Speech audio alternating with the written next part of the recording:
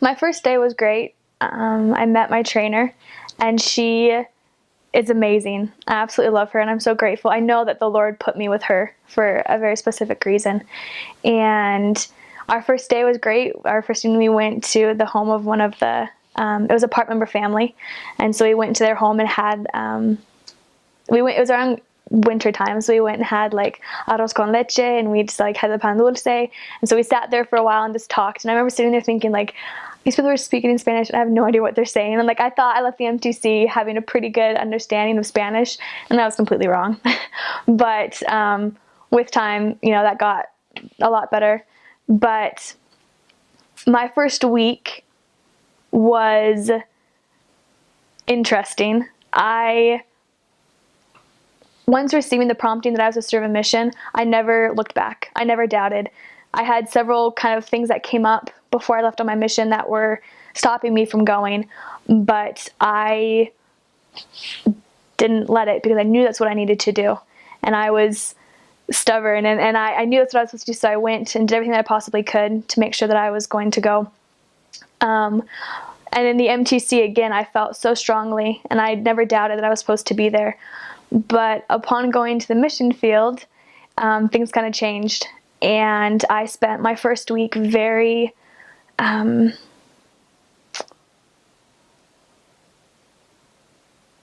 was so hard, and I questioned why I was there. I questioned what exactly it was that God wanted me to do, and I would be sitting there and just all of a sudden have this huge, like, just this weight come upon me, just this darkness, and just feel like I can't do this. Like, I have a year and a half of this, and there's no way I can finish this. I can't even like finish today, I feel like, let alone a year and a half.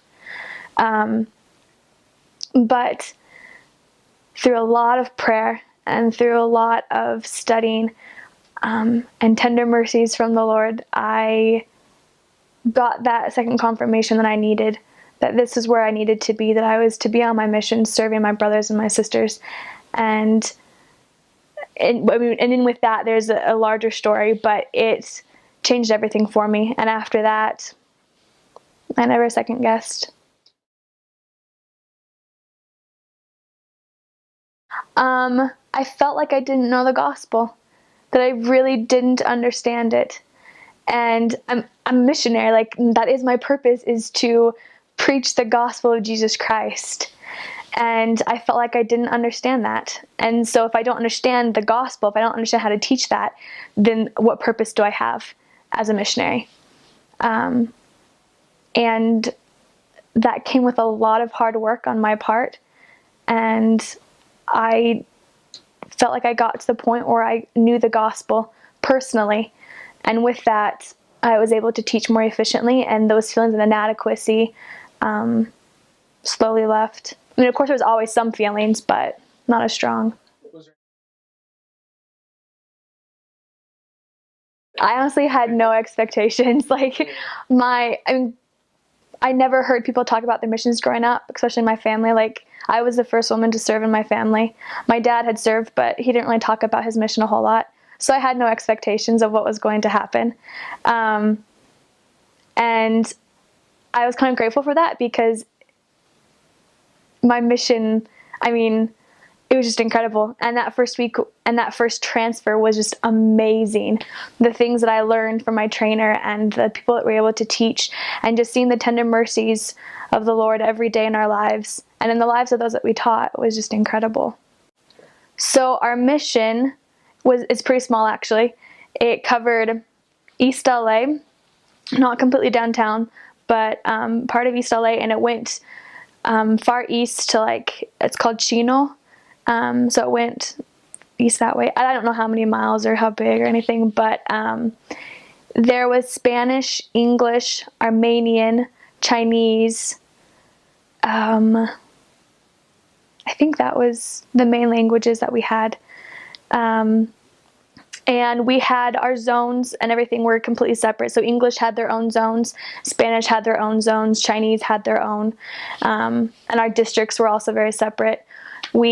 Spanish-wise in our mission, there was two Spanish stakes in our mission. And there were boards, and then there was I think there's only one branch that we had, Spanish branch in the mission. And so we were pretty kind of separate from English and Chinese and the other languages. So I had my mission call and was about to go into the MTC right when they made the age change. And then I had been out, it was the start of my third transfer when we got in a huge influx of missionaries, especially sister missionaries. So like at the end of my training, I started training because there was, I think, like at least 10 hermanas that came in. And so it was incredible to watch these younger missionaries come in. Was such a testimony builder for me because they were prepared and they were ready to be there to serve, and it was amazing to watch them. It depended a lot on the area that you were in. There was some areas that were definitely definitely white area. There was some where it was very los chinitos, Chinese. There was I think in two areas I served there was huge populations of Chinese. And then if you got into like East LA, there's a lot more Latinos. And so in a lot of the areas you kind of got a little bit of everything. It's split up to where there's just get a good variety. So that's made it fun.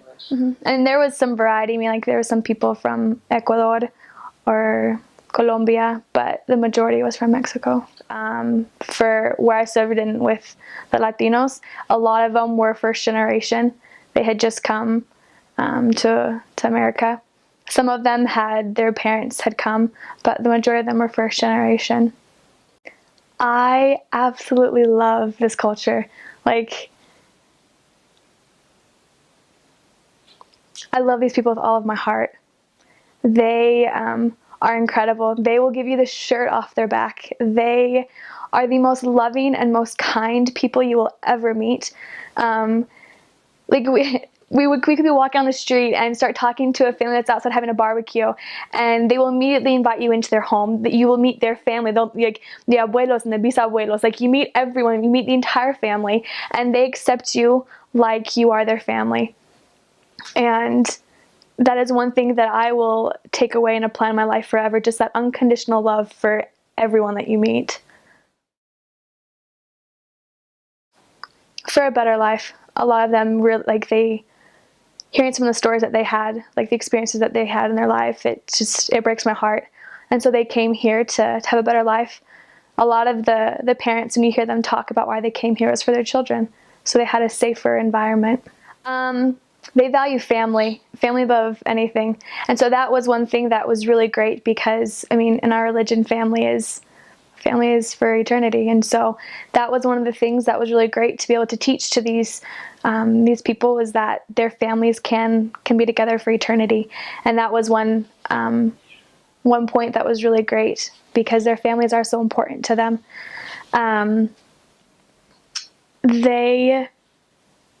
There were sometimes there's struggles with getting with marriages, because a lot of the time they're not married and they don't see the point in being married. And so that was sometimes a struggle to help them understand that. I absolutely love just when the families get together, because it's not just like the immediate, like just the mom, the dad, and the kids, but it's like the aunts and the uncles and the grandparents and the cousins. Everyone gets together because like I said, the family is so important to them. And so everyone is there for these parties, and it's just, there's so much love and so much, it's just incredible to have everyone. You never turn down Latinas, like a Mexican woman's food. Never. Like if she fills up your plate, you finish it, and if she fills it up again, you finish it again. Like it doesn't matter, you finish it. If you can't, you figure out a way to do it, because that's one way that they show their love, is through through their cooking and how they give that to you. And so we had an elder one time that got yelled at because he was like, "Hermana, I can't finish this," and I'm not going to. And she let him know what was up. So that was one thing, just in general. But a definite do. One thing that I found one thing that I was really grateful for is with Hispanics, like you can walk up to them on the street and immediately start talking about the gospel or just like about Jesus in general, and they will start a full-on conversation with you. Like, doesn't matter at all. If you're going to talk about Christ, like they're down, and they are receptive to it. And so usually it's easy to like start talking with them about the gospel, or just about Christ in general. But when you get like that, when you try and transition to like, okay, we're talking about Jesus Christ, and now here's his gospel, the true gospel of Jesus Christ, that transition sometimes is a little bit hard because they're so set with what they've been raised with, and so faithful, that sometimes they aren't completely receptive to hearing what it is that makes our church true. I loved arroz con leche.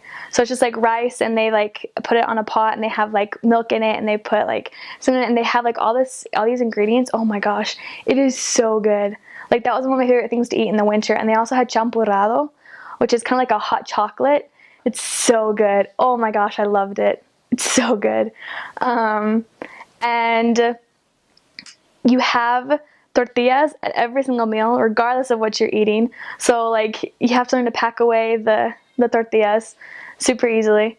They always had it. One of my favorite meals was pozole, and it's like a soup, and it's like little corn kernel thingies. Yeah. And so they have that, and they have meat in it, and you put like salsa. And if you have the pozole that's like rojo, that's super red, dude, that stains so bad. So like I can't count how many shirts I have that are completely destroyed because of like, if you get it on you, it doesn't come out. But that was one of my favorite meals. And they always made mole or mole verde, and that is so good. It's like it's just kind of like a sauce, and you put that on chicken, and you just eat that with tortillas, and you have rice on the side and beans, and it is so good. Like I could eat probably like 3 plates of the mole verde with tortillas and arroz. Like, oh man, it's so good. The best tacos I've ever had in my entire life are just like walking on the street, and there's just some guy out there with like a little cart, and he's selling like tacos, or that, or what's it called? The corn on the elote. That my companion. So I was training, and I was training, and we had been home. She had been sick for the day, and so we were home for like an hour so she could rest, and then we were gonna go out like during our lunch hour. And they always walk around with like this cart and a horn, and you know when you hear the horn go off that it's elote. And so I like ran out the door barefoot, like running after the elote man. And so it's corn, like corn on the cob. They put it on, and they cover it in butter, and then they have sometimes they put mayo on it, and then there's cheese, and then they put chile on top of that, and it is the most delicious thing ever. And depending on like which elote man you got, like you knew them by name, and like some of them would have like super spicy chile that they would put on it, and it would burn your mouth, but it was the best thing ever. It was so good. It was so good. So depending on what area that you were in, sometimes we had our own apartment, sometimes we lived with members. So it just depended on what area you were in. For transportation, we didn't have cars. At the beginning of the mission that we did, everyone had cars, but then halfway through, the church was changing some stuff, and all the cars got taken away. So again, depending on the area, you either busted and walked everywhere, or you biked.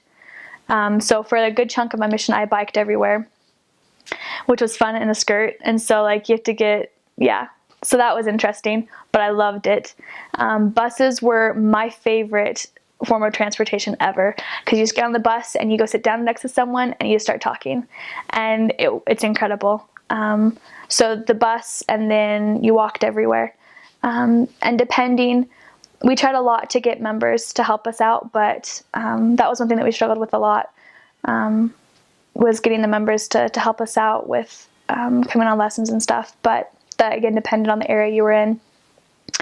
And a normal day was getting up at 6:30. We worked out, Then we had an hour where we got ready, had breakfast, and then we sat down for an hour and did our studies. And I never felt like that hour was enough time, because there's just so much that you want to study for your investigators and prepare for the day. And then we had time where we sat down and we had companionship study, where you share with your companion the things that you learned. And we did role plays, where you and your companion sit down and you actually act out a lesson that you wanted to have that day with a particular investigator. And those were, at the beginning of my mission, I hated that. I hated role playing, but I grew to love it, because it's really during that time that you're able to prepare for the lessons and the people that you're going to teach throughout the day. And it is one of the most effective tools that we have as missionaries. And so then after that, we would go, well, for the majority of my mission, a good chunk, I was either being trained or training. And so we spent another hour or so in the house doing training for that. But then after that was done, we went out for the rest of the day. We were gone. We normally didn't come home for lunch, just because it was inefficient to then bike all the way back to the house for lunch. So we'd stay out, and we would find ways to, like, a lot of times we would eat with members, or we would just go talk with people. And we had lessons throughout the entire day.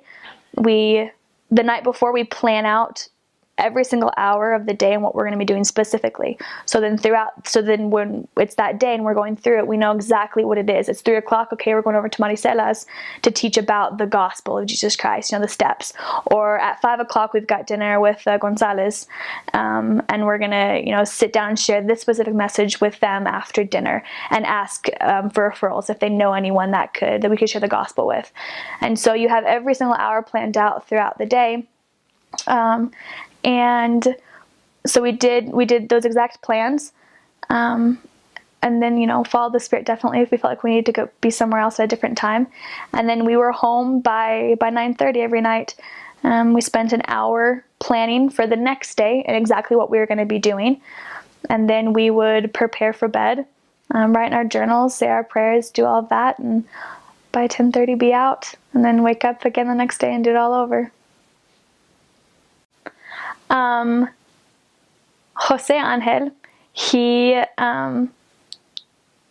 I love this kid. He's 18. Well, he just turned 19 actually. When we first found him, we found a group of teenagers. I think the youngest was like 16, and then Jose was about like 18 at the time, and there was 4 of them. And we started teaching them, and they were the biggest punks. Like, they would sit there, and there would be like 2 of them that would really be into the lesson, that would really listen to us, and we felt like they were actually getting something out of it. But Jose, he was just a punk, and he would sit there and would crack jokes and just make fun the entire time. And so my companions and I thought that, he's really, like, he's not ready for this. He's not ready to receive this gospel and to accept it. And we had a lesson, and in that lesson we were planning on straight up telling Jose and this other young man that if they didn't want this, that's fine, but they needed to be straight up with us so we could focus on the other 2 boys that really did want this. And so we were going into the lesson with that mindset of we're going to lay down the law, and we're going to let them know if they don't want this, okay. But in that lesson we taught the Book of Mormon, and that was one of the most spiritual lessons I've ever had. We sat there and told them about the Book of Mormon, what it was. And we had each of them, we read the first chapter, First Nephi, and went through and explained it and applied it to them in their lives. And it was in that lesson that the Spirit touched each of their hearts, but specifically Jose, in a very powerful way. And at the first page of the Book of Mormon, we had some of the youth in the ward write their testimonies. And Jose, at the end of the lesson, went and read that testimony that was in there. And he started crying. And he just kept asking us, I don't know what this is and I'm feeling. I don't get it. I don't understand. And so we explained to him how, what the Spirit was and how it testifies of truth. And watching that young man feel the Spirit and and see how it touched him was incredible. And after that, we spent months teaching those boys. But with time, the other three kind of faded off. They really, they chose not to accept the gospel at that point in their lives. But Jose, because he had been touched so strongly by the Spirit, decided to continue with it, regardless of his friends and even some of the obstacles that they put up for him. And we had gotten a baptismal date for Jose, and he was progressing really well. Jose grew up in foster care, didn't really have a family growing up, and so he didn't have a whole lot of support through that time when we were teaching him, except for the bad influences that he had.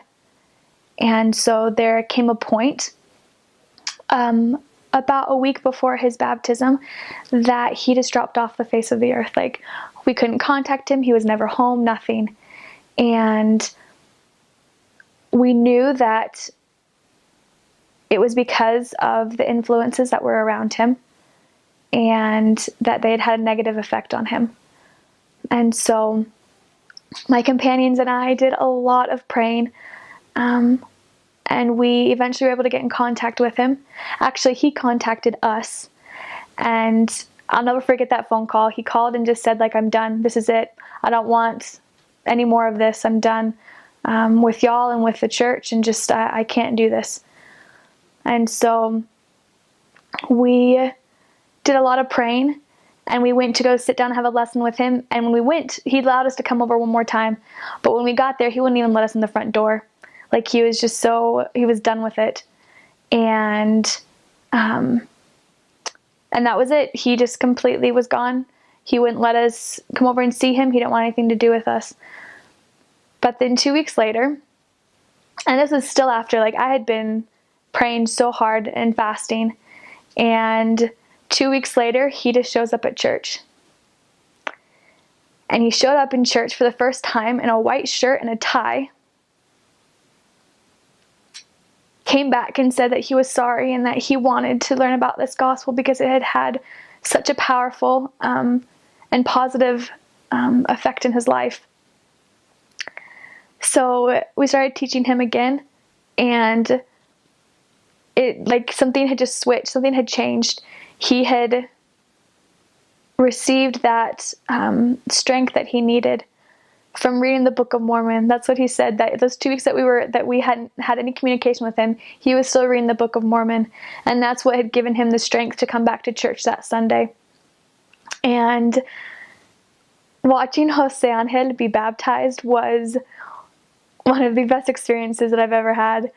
Seeing him come out of the water and the smile on his face was incredible. And he got out of the water and he was just like, dude, he's like, I just feel like so light. He's like, I just feel like this weight's just been gone. He's like, I just like want to go jump off the roof and go fly. He's like, I feel like I can do that right now.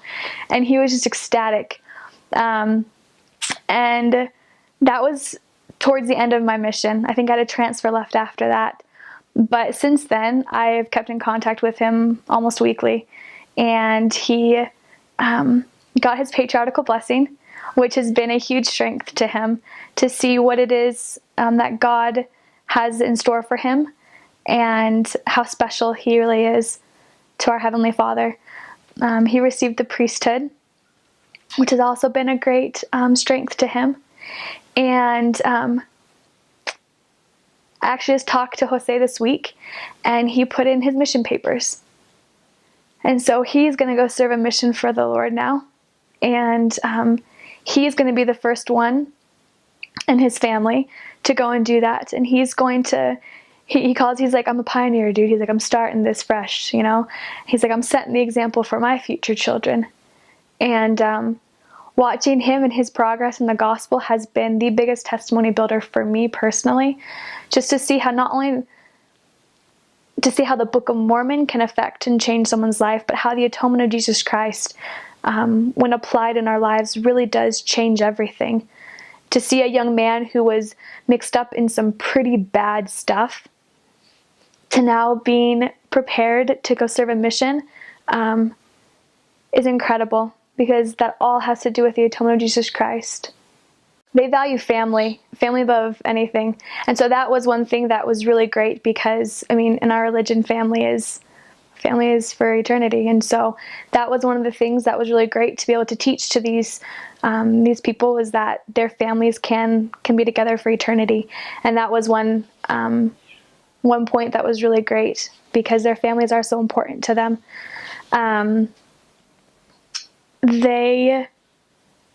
There were sometimes there's struggles with getting like with marriages, because a lot of the time they're not married and they don't see the point in being married, and so that was sometimes a struggle to help them understand that.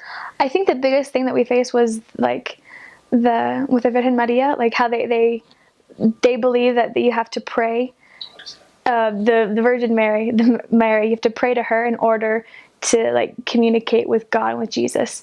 So you have to, she's like the mediator, which is like Jesus is the mediator. And so that was one of the things that we really struggled with, was helping people understand that, it's helping them understand that doctrine. So we struggled a lot with like the word of wisdom, because they like to go out and go drink a lot, and we struggled with that quite a bit with the fathers or the brothers or things, mainly the men, because that's just, you go out and you go drink, and so a lot of them didn't understand why that was so important. So in the MTC, I decided that every day on the mission, I would write, after writing my journal, I would write down a tender mercy that I saw from Heavenly Father during that day. And they came, sometimes there were big things that happened, but the majority of the time there were little things. Like we were walking on the street and this one time we were walking on the street and we saw this lady. She was carrying, she had like one of those wagons, so she was carrying her daughter in it, and she had groceries everywhere. Like she had them on her arm, she had them like in the basket with her kids, and we went and helped her carry it. And afterwards, just the things that she gave us, and just the way, like she started crying because she just was struggling, and she knew that we were servants of God. And that she kept saying, I know that you were sent from God to come and help me. And that for me was just a little tender mercy, a little confirmation in my life and also in the life of her, to know that God's there and that He watches over every single one of us. My studies, but most importantly was prayer. My relationship, my personal relationship with my Heavenly Father. My prayers at night and in the morning were the most crucial things, because it was during that time that I was able to pray to my Heavenly Father and ask for that guidance and help with those that we were teaching and with our members, with a companion, with myself, whatever the case may be. And some of the most spiritual experiences that I had on my mission and in my life has been when I'm on my knees talking to my Heavenly Father. I wasn't praying for me specifically, but I was praying for my investigators and for my members that were struggling. I mean, I would go weeks without asking for anything for myself, because I knew that if I threw myself completely in the service of others, that my problems and my worries and whatever's going on with my family, whatever the case may be, like the Lord would bless us if I completely gave myself to serving those around me. So all the personal affairs that we leave behind, boyfriends, girlfriends, family, studies, there's so much to worry about in our own lives that sometimes that kind of overshadows what we're doing, what we should be focusing on in the mission, which is our investigators and those that we're teaching and our members. After spending 9 weeks in the MTC in a Utah winter, when we landed in California, I just kind of felt like this wave of awesome air hit me, and I was like, wow, this is just awesome. I can tell that this is where I need to serve my mission. It wasn't even so much, I don't know, nothing specific, no words, just a general feeling of arriving home. This is where I'm going to live for the next 2 years. I better get used to it. And it was nice. Kind of after feeling sort of constantly shaken up in the MTC, you're always kind of transient. And then, boom, this is solid. This is where you're going to be. It was nice. So I'm from the Pacific Northwest. So for the first really long time, actually, it felt like an alien planet every time I saw a palm tree, which was a lot. So it may have felt like home, but it still felt like I was somewhere in space. I don't know. That was kind of the biggest physical difference. My mission president was great. He helped us to kind of get gradually involved into the mission spirit. My companion was really good at, getting out and working hard. He was super solid about knocking doors, so we did a lot of that in my first transfer. I learned a lot about the kind of missionary work that I liked doing, but I really loved being a young missionary. Your main responsibility is learning, rather than having so much weight on your shoulders of like your investigators, because kind of your senior companion mostly is in charge of that kind of stuff. So as you are just pushing and pushing to grow, you really see a huge difference in yourself just in those first short couple of months.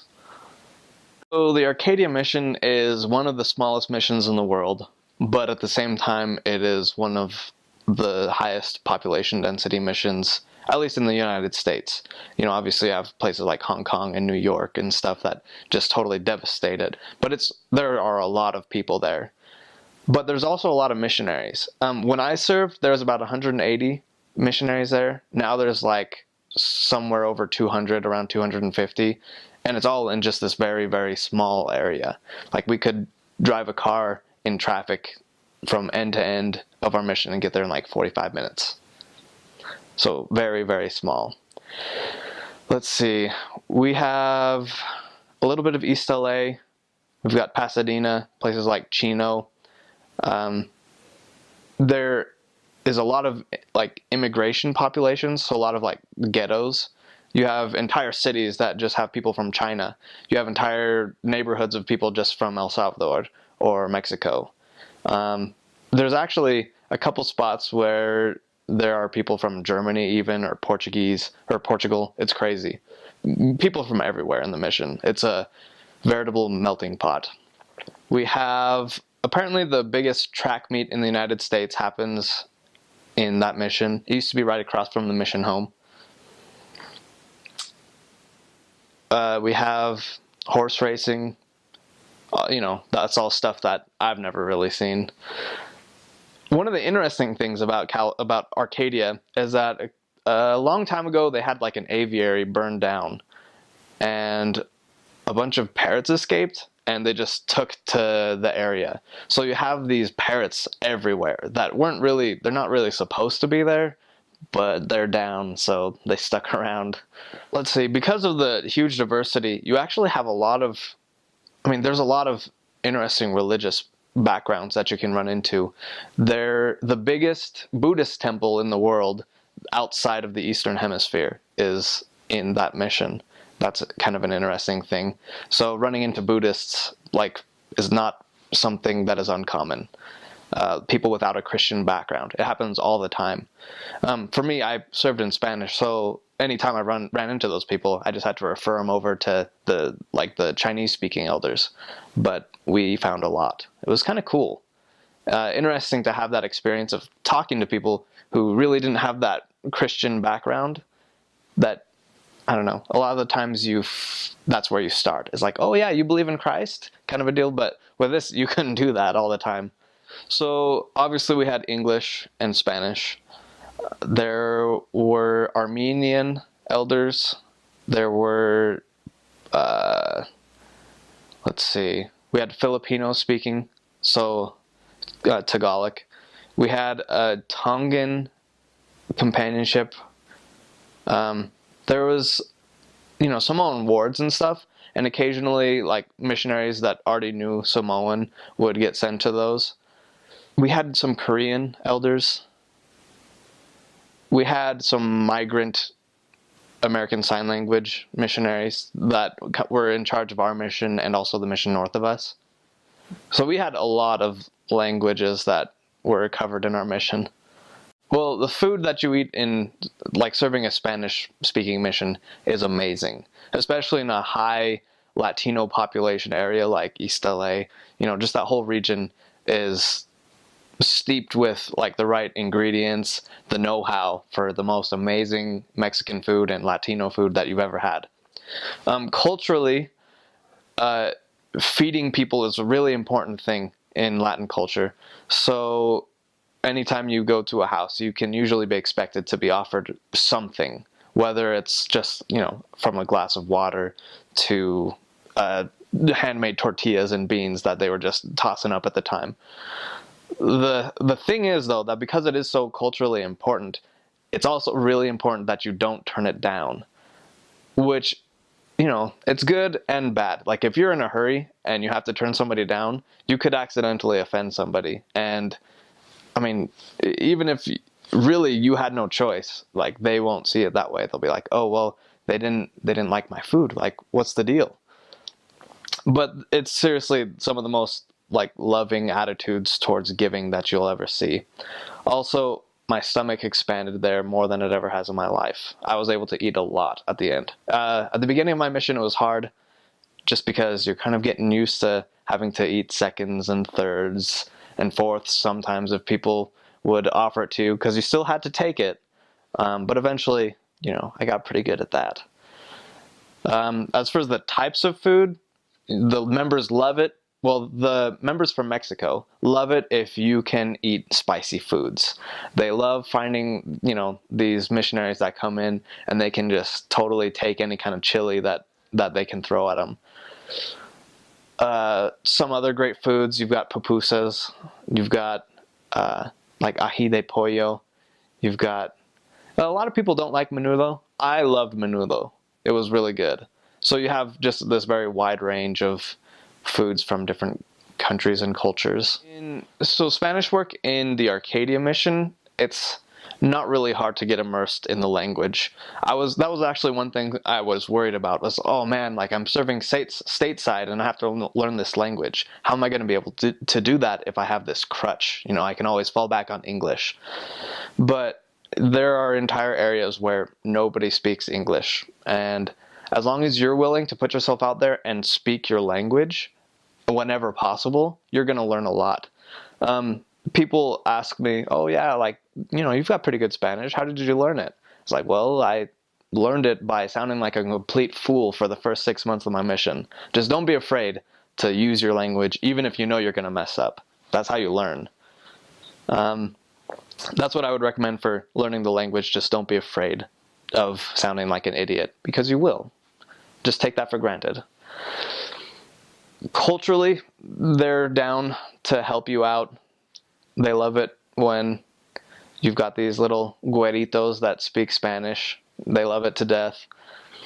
Everybody's really nice and friendly about correcting you if you ask for it. That's one of the things that helps a lot. Just following the Preach My Gospel principles. Ask for assistance from people who already know the language. There are resources that are available for you to help learn your language quicker and better, and it'll make a huge difference. So finding, at least in the Arcadia mission, is definitely done best through the members, in my experience. The members, just like Preach My Gospel say, they are a great resource for people who are ready to receive the gospel. All of my baptisms, except for one, were through member work. That's not to say that we didn't, do our fair of knocking and stuff, but there's something different when you have a member who has a connection to the people getting involved with the lessons. They have this attachment already. Like, they are so willing and ready to help you out in whatever circumstance, because this is their friend. This is the person that they're trying to bring with them to heaven, It's not just oh yeah, like, I'll hook you up with these members who don't know you. Like, they don't really have any really intense investment in you. Like, they'll get to know you eventually, though. You'll become friends. These guys are already friends. They already have that emotional connection. They really want to be with each other forever. So it helps a lot.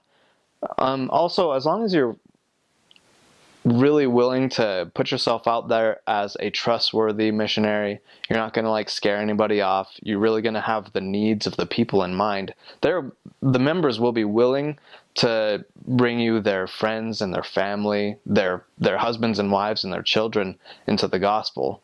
through you. And that's really a great feeling, being able to have the trust of the members so much that they're willing to bring you people. One of the stories that I had later on in my mission taught me the importance of following the Spirit and of planning by the Spirit. Lots of lessons can be drawn from all kinds of stories. But on a Saturday night, me and my companion were planning, and we had no real solid plans set for after church, and we didn't really know what we were going to do. We had a lesson that was a couple hours afterwards, and we felt that we should go by this potential that had been a potential for months. So they had been contacted 6 months before, and they had set a couple of appointments and always fell through on them, whether it was because they wanted to have their whole family there to learn, or they had something else to do, just whatever. So they were kind of feeling wishy-washy. We're about to get ready to just not go by them anymore. But we felt that we should. So after church, we got on our bikes and we went over to that part of our area, and we found out that the night before, the mom of this family, she had just had one of her sons go to jail. And she was going through a really hard time, and she didn't really know what to do. She didn't know where to turn. But we showed up, and we were literally an answer to her prayers. And I know that wouldn't have happened if we hadn't been willing to listen to the Spirit. If we had been like, nah, we've tried by her before, she's not going to progress or anything. So we went by her. She was just really, really open because she was in such need. God had really prepared her to hear what we had to say. So we promised her that she would be able to find comfort through the Book of Mormon and through prayer and through coming to church. And she did it. And it was amazing to see the difference in her life. Even though things didn't really get easier for her, her son was still in jail. Her family situation was still pretty rough. She was always still worried about her kids. When she started reading the scriptures, when she started praying, when she started coming to church and making friends in the church, her life was just so much more at peace. You could see that she was so much happier. And that was an amazing thing to see. It made me really happy when she finally got baptized. And it just made me really grateful that the Spirit does talk to us and tell us what we need to do. Because it is God's work. It's not our work. If we thought that we have the best plan, nothing real will happen. We need to be willing to put aside our preconceived notions and ideas about people. Be willing to listen to what God knows about them. Yeah. I also met a guy from Nicaragua, and when we first met him, he was a really sad case. He had been addicted to drugs and was in and out of recovery, hospitals and stuff, and he had never really been able to make any progress.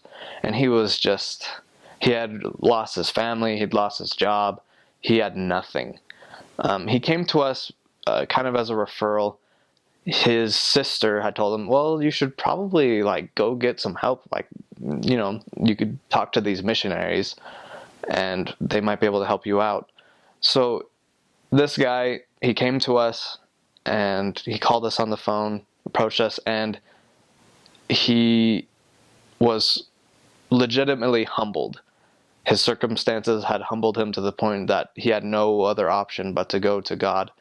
So as we started working with him and working with him, his life changed. We saw so many miracles happen in his life. He was able to get back in contact with his family, and he got a house and a job and moved back in with his family, and he referred his son to us, and we started teaching him, and he had a baptismal date and everything, and it was amazing to see the difference that the gospel makes in somebody's life. Going just from this total scum of the earth, I guess, to all of a sudden he's going out with the missionaries. He is bringing people into the gospel. He's helping out with the ward activities. He's a man who has seen and recognizes miracles in his life. It's really cool to see that difference. So my favorite scripture is found in Hebrews 11. And this entire chapter is about faith, the importance of faith, what faith is. But my favorite verse is verses, let's see, 33 through 34. And it's talking about all of these amazing things that were done through faith. So I'm actually going to start in verse 32. It says, "And what more shall I say? For the time would fail me to tell of Gideon, and of Barak, and of Samson, and of Jephthah, and of David also, and Samuel, and of the prophets, who through faith subdued kingdoms, wrought righteousness, obtained promises, stopped the mouths of lions, quenched the violence of fire, escaped the edge of the sword, out of weakness were made strong, waxed valiant in fight, turned to flight the armies of the aliens." When we have faith, God can help us to do anything, whatever it is that He requires of us, and whatever need we have, whether it is stopping the mouths of lions, or if it's finding people to teach, or if it's having the courage to learn a new language, or to go somewhere new, or to get better from an illness or disease. Faith is the most powerful tool that we have for producing change in our lives and in the lives of others. The earliest kind of big peak in learning that I had in my mission was with my third companion. My first two companions were both native speakers, and they had been high up in the leadership of the mission and stuff, and they were very, very confident about their abilities. The problem was they weren't confident about my abilities as a missionary, and heck, I wasn't either. Like, let's be real. I couldn't speak the language. I didn't really know the lessons particularly well. I was not an experienced missionary. So the easy option for them was just to teach the lesson themselves, maybe ask for a testimony from me every once in a while, but I did not really take a huge part in the teaching. My third companion, however, he had just been transferred over from English work, so he was kind of redeveloping some language abilities in Spanish, and because of that, he was just really willing and able to get me involved with the lessons. And as I was able to take my own, this own personal part in the lessons, a real part, not just like, oh, I know that what my companion said is true. I was really making a difference in these people's lives because of the things that I was able to feel from the Spirit. That was when I really started learning the lessons. I learned how to teach as a missionary. I learned how to teach by the Spirit. I learned how to study for my investigators. I learned Spanish for one thing. That was a big one. I made huge progress just because my companion was willing to let me learn. And I think that is a really important thing for every missionary to know beforehand, is that you're going to need to take those opportunities to learn. Even if you have a companion who is willing to help you to learn, if you are more aggressive and assertive in making sure that I'm on a mission too, these are my investigators too, make sure that you really live up to that role as a missionary and not just a trainee, and you'll learn a lot. Just because I know that, because that's how I learned a lot, was by taking a larger part and a larger role in the lessons. Generally, the crime and safety in the Arcadia mission, it's not a ridiculously crazy place to be. You'll have occasional thefts and stuff. There's always bikes here and there getting stolen, but in general, it's pretty sane. While there is a lot of gang activity in some of the different areas of the mission, missionaries don't ever have a problem with them. We only ran into people that were in their houses. They weren't actively wandering around as a gang. So they're really nice people. Really humble, really non-violent, at least towards us, which was nice. I would say that in general, you shouldn't have to worry about anything in the Arcadia mission. Make sure to lock your bike up. Probably get bike insurance if you have your own bike. But other than that, you shouldn't be too worried. Especially the moms shouldn't be worried. Don't make your missionary wear a bulletproof vest, because it'll just drag them down, make them go slower. Won't help out a whole lot. One of the things that everybody tells you is, oh, you gotta learn the scriptures of the mission, right? And I figured out that honestly, all the scriptures that you learn, like before the mission and seminary and stuff, they definitely apply, but you don't really learn them until you're actually able to see them applied to people's lives in lessons. Like pre-mission scripture preparation is important because it gives you a good background, but don't think that you're done learning. Same story with like language learning. I took 2 years of high school Spanish, and we went over all of that in about 2.5 weeks of the MTC. As prepared as you may feel before your mission, you're not ready for what you're going to get. So you just got called to the Arcadia, California mission. That is awesome. You just got called to the best mission ever. Really, it's one of the best experiences you're ever going to have. And as long as you go in being ready to work your tail off, to be able to maybe suffer a little bit, you will have a great time. As you learn to really reach out of yourself and serve those around you, regardless of their circumstance or the needs that they have, you will not only learn about them and how to love them, but you'll learn about yourself and how you can use the atonement in your life to overcome your own obstacles. That's something that I know firsthand as I was able to help people to get closer to Christ. The biggest miracle that happened in my life was that I was able to learn how to bring myself closer to Christ, how to give away some of these different things that were holding me back. When you really learn to love, to serve people, you have a great time. Even if all of your appointments fall through, even if all of your meals fall through, you're hungry and you're hot and sweaty and sunburned. If you are willing to serve with all of your heart, if you're willing to give away yourself, you'll be able to endure anything, any hard thing, and have a great time, because you'll be teaching with the Spirit. You'll be walking with the Spirit. People will recognize that in you, and you'll recognize it in yourself, more importantly, and you'll be able to become a better person through that.